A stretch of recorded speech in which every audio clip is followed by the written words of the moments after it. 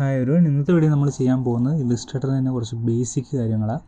എന്തൊക്കെ വേണമെന്നും ഇതിനകത്ത് കുറച്ച് എന്തൊക്കെ അറേഞ്ച് ചെയ്ത് വെക്കാമെന്നും പിന്നെ ഒന്ന് രണ്ട് ടൂൾസും അങ്ങനെയുള്ള കുറച്ച് ബേസിക് കാര്യങ്ങൾ എന്താണെന്ന് നമുക്ക് നോക്കാം. അപ്പോൾ കഴിഞ്ഞ 2 വീഡിയോ നമ്മൾ ചെയ്തിട്ടുണ്ട് ഇല്ലുസ്ട്രേറ്ററിൽ തന്നെ, അത് പ്ലേലിസ്റ്റിനകത്ത് കിടപ്പുണ്ട്. അത് ഫോളോ അപ്പ് ചെയ്ത് കഴിഞ്ഞാൽ കുറച്ചുകൂടി ഇത് ഈസി ആയിരിക്കും. അപ്പോൾ നമുക്ക് വീഡിയോയിലേക്ക് കിടക്കാം. ഓക്കെ, അപ്പോൾ ഇതിനകത്ത് ഒരു പേജ് ഞാൻ ക്രിയേറ്റ് ചെയ്ത് വെച്ചിട്ടുണ്ട്. പേജല്ല, ഇതിന് ആർട്ട് ബോർഡ് എന്നാണ് പറയുന്നത്. ആർട്ട് ബോർഡ് ക്രിയേറ്റ് ചെയ്ത് വെച്ചിട്ടുണ്ട്.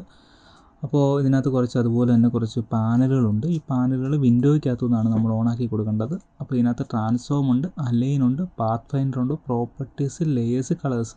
അപ്പോൾ ഇൻ കേസ് കളേഴ്സ് ഇതിനകത്ത് ഇല്ലായിരുന്നെങ്കിൽ നമ്മൾ എന്ത് ചെയ്യുക, വിൻഡോയ്ക്കകത്ത് പോവുക, കളേഴ്സ് ഓണാക്കുക, അപ്പോൾ ഇതിനെ ഡ്രാഗ് ചെയ്ത് ഇതിനകത്തോട്ട് ഇട്ട് കൊടുക്കുക. ഓക്കെ, അപ്പോൾ ഇതൊക്കെ അത്യാവശ്യമുള്ള കാര്യങ്ങളാണ്, അതുകൊണ്ട് തന്നെ അവിടെ കിടക്കട്ടെ. അപ്പോൾ നിങ്ങളും അത്യാവശ്യത്തിനായിട്ടൊക്കെ ഇത് ആവശ്യമുണ്ടെങ്കിൽ കൊണ്ടുവെക്കുക. അതേപോലെ തന്നെ നമുക്ക് ആദ്യമുള്ള ടൂൾ നമ്മൾ നോക്കുന്നത് ഇതിനകത്ത് സെലക്ഷൻ ടൂളാണ്. സെലക്ഷൻ ടൂളിൻ്റെ ഉപയോഗം എന്ന് പറഞ്ഞു കഴിഞ്ഞാൽ തന്നെ ഇതിനകത്ത് നമുക്ക് എന്തെങ്കിലും കാര്യങ്ങളുണ്ടെങ്കിൽ, ഇപ്പോൾ എക്സാമ്പിൾ പറഞ്ഞാൽ ഞാൻ റെക്റ്റാങ്കിളും സർക്കിളോട് ഒന്ന് കാണിക്കാം. റെക്റ്റാങ്കിൾ ഇങ്ങനെ ഡ്രാഗ് ചെയ്യാമെന്ന് വിചാരിക്കാം. ഡ്രാഗ് ചെയ്യുമ്പോൾ നിങ്ങൾക്ക് ചിലപ്പോൾ ഈ കളർ തന്നെ വരണമെന്നില്ല, വൈറ്റ് കളറായിരിക്കും ചിലപ്പോൾ വരുന്നത്. വൈറ്റ് കളർ വരുന്നത് എന്താണെന്ന് വെച്ച് കഴിഞ്ഞാൽ കളർ ഫിൽഡായി കിടക്കുന്നത് ഡിഫോൾട്ടായിട്ട് വൈറ്റ് ആയതുകൊണ്ടാണ്. അത് നമുക്ക് മാറ്റി കൊടുക്കാൻ പറ്റും. ഓക്കെ, എന്തും ആയിക്കോട്ടെ, ഞാൻ ഡ്രാഗ് ചെയ്ത ശേഷം ഈ സെലക്ഷൻ ടൂൾ എടുത്ത ശേഷം നമുക്ക് എന്ത് ചെയ്യാം, മൂവ് ചെയ്യാം. അതുപോലെ തന്നെ വലിപ്പം കൂട്ടാനും പറ്റും. വലിപ്പം കൂട്ടണമെങ്കിൽ നമ്മൾ ചുമ്മാ വലിപ്പം ഇങ്ങനെ വേണമെങ്കിൽ കൂട്ടാം. അതല്ല, നമ്മൾ ഷിഫ്റ്റ് ഒന്ന് ഹോൾഡ് ചെയ്ത് കഴിഞ്ഞാൽ എന്ത് സംഭവിക്കും, അത് ഒരേപോലെ തന്നെ പ്രൊപ്പോർഷണലി അതെന്ത് ചെയ്യും, നീളം കൂടുന്നതും കുറയുന്നതായിട്ട് കാണാൻ പറ്റും. അതേപോലെ തന്നെ നമുക്ക് എന്ത് ചെയ്യും, ഈ കോർണറിൽ ഇങ്ങനെ കൊണ്ടുവന്ന് കഴിഞ്ഞാൽ ഇതിനെ എന്ത് ചെയ്യാം, റൗണ്ടഡ് കോർണറായിട്ട് നമുക്ക് എന്ത് ചെയ്യാം, മാറ്റാൻ ഇങ്ങനെ പറ്റും. അത് നമുക്ക് വേണമെങ്കിൽ ഇങ്ങനെ അഡ്ജസ്റ്റ് ചെയ്ത് കൊടുക്കാം. അതാണ് ഇതിൻ്റെ പ്രത്യേകത. എന്നാൽ ഡയറക്റ്റ് സെലക്ഷൻ ഇതുപോലെ തന്നെ വരുന്നുണ്ട്. ഇപ്പോൾ ഇതിനകത്ത് ഞാൻ സർക്കിളൂടെ ഒന്ന് വരച്ചിട്ടേക്കാം. എലിപ്സ് അല്ലെങ്കിൽ സർക്കിൾ നമുക്കിതുപോലെ ഷിഫ്റ്റ് ഹോൾഡ് ചെയ്തിട്ട് ഇങ്ങനെ വരയ്ക്കാവുന്നതാണ്. ഇതിൻ്റെ മറ്റൊരു പ്രത്യേകത, നമ്മൾ ഡയറക്റ്റ് സെലക്ഷൻ എടുത്ത് കഴിഞ്ഞിട്ട്, നേരത്തെ സെലക്ഷൻ ടൂളാണ് പറഞ്ഞത്, ഇത് ഡയറക്റ്റ് സെലക്ഷൻ ആണെങ്കിൽ ഈ പോയിൻ്റ് എന്ന് പറയുന്നത് ആങ്കർ പോയിൻ്റാണ്. ഈ പോയിൻറ്റിനെ നമുക്ക് എഡിറ്റ് ചെയ്യാൻ വേണ്ടിയാണ് ഡയറക്റ്റ് സെലക്ഷൻ ഉപയോഗിക്കുന്നത്. ഇതിനൊന്ന് ക്ലിക്ക് ചെയ്ത് കഴിഞ്ഞാൽ ഇങ്ങനെ ഒരു ഹാൻഡിൽ പോലെ വരും. അതിന് നമുക്ക് എന്ത് ഇങ്ങനെ എഡിറ്റ് ചെയ്ത് കൊടുക്കാം. എങ്ങനെയാണെന്ന് വെച്ചാൽ നിങ്ങളുടെ ഷേപ്പിനനുസരിച്ച് നിങ്ങൾക്ക് അഡ്ജസ്റ്റ് ചെയ്ത് കൊടുക്കാവുന്നതാണ്. അല്ലെങ്കിൽ ഹാൻഡിൽ ഇങ്ങനെ വേണമെങ്കിൽ എന്ത് ചെയ്യാം, പ്രസ് ചെയ്തിട്ട് വേണമെങ്കിൽ ഇങ്ങനെ നിങ്ങൾക്ക് ഇഷ്ടമുള്ള രീതിയിൽ അഡ്ജസ്റ്റ് ചെയ്ത് കൊടുക്കാവുന്നതാണ്. അപ്പോൾ ഇതിനൊക്കെ ഡ്രോയിങ്ങിനൊക്കെ ഒരുപാട് നമുക്ക് ഹെൽപ്ഫുൾ ചെയ്യുന്നൊരു സാധനമാണ് ഡയറക്റ്റ് സെലക്ഷനൊക്കെ. അപ്പോൾ ഈ പോയിൻറ്റിന് പറയുന്ന പേര് ആങ്കർ പോയിൻ്റ് എന്നും, ഈ ലൈന് പറയുന്നത്, അതായത് ഈ ആങ്കർ പോയിൻറ്റുകളുടെ ഇടയിലുള്ള ലൈൻ പറയുന്ന ഒരു പാത്ത് എന്നാണ്. എന്നാൽ ഇത് എലിപ്സ് ആയതുകൊണ്ട് ഇതിനെ കർവ് എന്ന് നമുക്ക് പറയാം. എന്നാൽ ഇവിടെയാണെങ്കിൽ അത് പാത്തായിട്ടായിരിക്കും ഇത് നമ്മൾ പറയുന്നത്. അപ്പോൾ ആങ്കർ പോയിൻറ്റുകളുടെ ഇടയിലുള്ള ലൈന് പറയുന്ന പേര് പാത്ത്, അങ്ങനെയുള്ള രീതി ചിന്തിക്കുക. അത് കഴിഞ്ഞാൽ പിന്നെ ഞാൻ വേറൊരു കാര്യം കൂടെ കാണിക്കുക. സെലക്ഷൻ ടൂൾ എടുത്തു കഴിഞ്ഞാൽ നമുക്ക് ഇതിനകത്ത് കളർ മാറ്റാനായിട്ട് നമുക്ക് ഇവിടുന്ന്, ഇതിന് പറയുന്ന പേര് ഫില്ലെന്നുമാണ്, ഇതിന് പറയുന്ന പേര് സ്ട്രോക്ക് എന്നുമാണ്. നമ്മൾ ഓൾട്ട് ബാക്ക് സ്പേസ് ഒന്നും കൊടുക്കേണ്ടെന്ന് ആവശ്യമില്ല. നമ്മൾ എന്ത് ചെയ്യുക, ജസ്റ്റ് ക്ലിക്ക് ചെയ്ത ശേഷം എന്ത് ചെയ്യുക, കളർ പിക്ക് ചെയ്ത് കൊടുത്താൽ മാത്രം മതി. ഓക്കെ, ഇവിടുന്നും കളർ പിക്ക് ചെയ്യാം. അതുപോലെ തന്നെ ഈ ഒരു കളർ പാനലില്ല, ഇവിടുന്ന് കളർ എടുത്ത ശേഷം ഇങ്ങനെ പിക്ക് ചെയ്ത് കഴിഞ്ഞാൽ എന്ത് ചെയ്യും, പെട്ടെന്ന് നമുക്ക് വേണമെങ്കിൽ കളർ മാറ്റി കൊടുക്കാവുന്നതാണ്. അതേപോലെ തന്നെ ഈ ബാക്ക്ഗ്രൗണ്ടിൽ കിടക്കുന്ന സ്ട്രോക്കാണ്, അത് ഇവിടെയും നമുക്ക് കാണാവുന്നതാണ്. ഇതിന് പറയുന്ന പേര് സ്വാച്ചസ് എന്നാണ്. ഈ ഒരു പാനലിന് പറയുന്ന പേര് എന്ന് വെച്ച് കഴിഞ്ഞാൽ പാറ്റേണും കുറേ കാര്യങ്ങളും ഒക്കെ എക്സ്ട്രാ കുറേ കാര്യങ്ങളുണ്ട്, അതുകൊണ്ടാണ് സ്വാച്ചസ് എന്ന് പറയുന്നത്.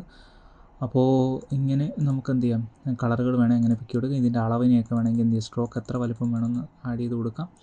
അത് യൂണിഫോം ആണോ അതോ അതേപോലെ തന്നെ അല്ല പല ആംഗിളുകൾ എന്തുണ്ടോ, പല രീതികളുണ്ട് അതിൻ്റെ വിഡ്ത്തും കാര്യങ്ങളുമൊക്കെ, അത് വേണമെങ്കിൽ നമുക്ക് ഇട്ട് കൊടുക്കാവുന്നതാണ്. ഇത് ഡോട്ടർ ലൈനൊക്കെ ആക്കാനായിട്ടുള്ള ഏത് രീതിയിലാക്കണം എന്നുള്ളത്, അതിൻ്റെ തെളിച്ചവും കാര്യങ്ങളൊക്കെ, ഇത് കുറേ കാര്യങ്ങളുണ്ട്. അതൊക്കെ നമുക്ക് പിന്നെ അടുത്ത ക്ലാസ്സുകളിൽ നമുക്ക് നോക്കാം. അപ്പോൾ ഇതിങ്ങനെ ചെയ്യുന്നു. അതേപോലെ തന്നെ ഇവിടെ വന്നു കഴിഞ്ഞാൽ ഇതിൻ്റെ വലിപ്പം കൂട്ടണമെങ്കിലൊക്കെ എന്ത് ചെയ്യാം, നമുക്ക് വിഡ്ത്തൊക്കെ അഡ്ജസ്റ്റ് ചെയ്യാം, ഹൈറ്റ് അഡ്ജസ്റ്റ് ചെയ്യാം. ഇതിൻ്റെ പൊസിഷനാണ് എക്സും വൈയും. അത് ഇവിടുന്ന് ഈ ഒരു ആങ്കർ, ഈ ഒരു സൈഡിൽ നിന്ന് എത്രമാത്രം ഈ സെൻറ്റർ വരെയുള്ള അളവാണ് ഇതിനകത്ത് കാണിക്കുന്നത്. അതുപോലെ ഇതിൻ്റെ ആംഗിൾ, ഇതിനെ റൊട്ടേഷൻ ചെയ്യണമെങ്കിലൊക്കെ എന്ത് ചെയ്യാൻ പറ്റും, നമുക്ക് റൊട്ടേഷൻ ചെയ്യാൻ പറ്റും, ചരിക്കാൻ പറ്റും. അതുപോലെ തന്നെ വിഡ്ത്ത് മാത്രമായിട്ട് അഡ്ജസ്റ്റ് ചെയ്യാം. ഇത് പെട്ടെന്ന് അല്ലാതെ റൊട്ടേഷൻ ചെയ്യാൻ ഇവിടുന്ന് നമുക്ക് പറ്റാവുന്നതാണ്. പിന്നെ റൗണ്ടഡ് കോർണറിന് ഒരെണ്ണം മാത്രമായിട്ടൊക്കെയാണ് ചെയിൻ ഓഫ് ചെയ്തിട്ട് നമുക്ക് എന്ത് ചെയ്യാം, അത് മാത്രമായിട്ട് വേണം അഡ്ജസ്റ്റ് ചെയ്യാം. അങ്ങനെയുള്ള കുറേ കാര്യങ്ങൾ ഇതിനകത്ത് ട്രാൻസ്ഫോമിനകത്ത് കിടപ്പുണ്ട്. അതുപോലെ അലൈന് നമുക്ക് അലൈൻ ചെയ്യാൻ പറ്റും. ഇതൊക്കെ ഒരു ഡീറ്റെയിൽ ആയിട്ട് നമുക്ക് ചെയ്യാം. ഇപ്പോൾ തൽക്കാലം ജസ്റ്റ് ഒന്ന് കാണിക്കുന്നതേ ഉള്ളൂ. അങ്ങനെ പാത്ത് ഫൈൻഡർ ഉണ്ട്, പ്രോപ്പർട്ടീസ് ഉണ്ട്. പിന്നെ ഒരു കാര്യം കൂടെ കാണിക്കാം, ലേയേഴ്സ് എന്ന് പറഞ്ഞു കഴിഞ്ഞാൽ ഇതിനകത്ത് തന്നെ 2 ലെയറാണ് കിടക്കുന്നത്. അത് നമ്മൾ വരച്ചു കൊടുത്തപ്പോൾ ഓട്ടോമാറ്റിക്കലി വന്നിട്ടുണ്ട്. അപ്പോൾ നമ്മൾ ലെയർ ഇട്ട് കൊടുക്കേണ്ട ആവശ്യമൊന്നുമില്ല, അതൊരു പാത്താണ്. അപ്പോൾ ഇതിനെ എന്ത് ചെയ്യും, നമുക്ക് ഫ്രണ്ടിലോട്ട്, ഇപ്പോൾ എനിക്ക് ഈ ഒരു റെക്റ്റാങ്കിൾ ഫ്രണ്ടിലാണ് കിടക്കേണ്ടതെങ്കിൽ right click, arrange, bring into front എന്നുള്ള രീതി കൊടുക്കുക. ഫോർവേഡ് എന്ന് പറഞ്ഞാൽ ഒരു സ്റ്റെപ്പ് മുന്നിലോട്ടാണ്. അപ്പോൾ ഒരു 3 ഒബ്ജക്റ്റാണ് അവിടെ കിടക്കുന്നതെങ്കിൽ, ഇപ്പോൾ ഒരു എക്സാമ്പിൾ കാണിച്ചാൽ ഇവിടെ ഞാനൊരു സർക്കിളൂടെ വരച്ചേക്കുന്നു. ആ സർക്കിളിന് ഞാൻ റെഡ് കൊടുക്കുകയാണ്. എന്നിട്ട് എന്ത് ചെയ്യുന്നു, ഇത് കിടക്കേണ്ടത് ഇപ്പം ആദ്യം ഏറ്റവും താഴെ കിടക്കുന്ന പച്ച, ഇവിടെ നീല, അത് കഴിഞ്ഞ് റെഡ് എന്നുള്ള രീതിയിലാണ്. അപ്പോൾ എനിക്ക് എന്ത് ചെയ്യുന്നു, ഇത് കിടക്കേണ്ടത് ഏറ്റവും ഫ്രണ്ടിലാണ്. Right click, arrange, bring into front കൊടുക്കുക. എന്നാൽ നീലയുടെ ഫ്രണ്ടിലാണ് കിടക്കേണ്ടതെങ്കിൽ ബ്രിങ് ഇൻറ്റു ഫോർവേഡ് എടുത്തെങ്കിൽ നീലയുടെ ഫ്രണ്ടിലായിട്ട് കിടക്കുന്നതായിട്ട് കാണാം. ഓക്കെ അല്ലേ, കണ്ടോ? ഏറ്റവും ഫ്രണ്ടിലാണ് കിടക്കുന്നത്, right click, arrange, bring into front. Okay, അപ്പോൾ ആ രീതിയിൽ നമുക്ക് എന്ത് ചെയ്യാം, സെലക്ഷൻ ചെയ്തിട്ടൊക്കെ നമുക്ക് ചെയ്ത് കൊടുക്കാവുന്നതാണ്. അത് വേണമെങ്കിൽ ഇവിടുന്ന് വേണമെങ്കിൽ നമുക്ക് എന്ത് ചെയ്യാം, ഡ്രാഗ് ചെയ്തിട്ടും വേണമെങ്കിൽ എന്ത് ചെയ്യാം, ഏറ്റവും താഴെ കിടക്കാൻ ഇങ്ങനെ ഡ്രാഗ് ചെയ്തിട്ട് ഇവിടുന്ന് വേണമെങ്കിൽ നമുക്ക് സെറ്റ് ചെയ്ത് കൊടുക്കാവുന്നതാണ്. അതൊക്കെയാണ് ഇപ്പം ബേസിക്കായിട്ട് നമുക്ക് പറയാനുള്ളത്. അപ്പോൾ അടുത്ത ക്ലാസ്സിൽ നമുക്ക് എന്ത് ചെയ്യാം, കൂടുതൽ കാര്യങ്ങളൊക്കെ നമുക്ക് നോക്കാം. ഒരുപാട് ടൂളുകളൊക്കെ അടുത്ത ഈ വീഡിയോകളിൽ നമുക്ക് പതുക്കെ നമുക്ക് പഠിക്കാം. Okay, thank you.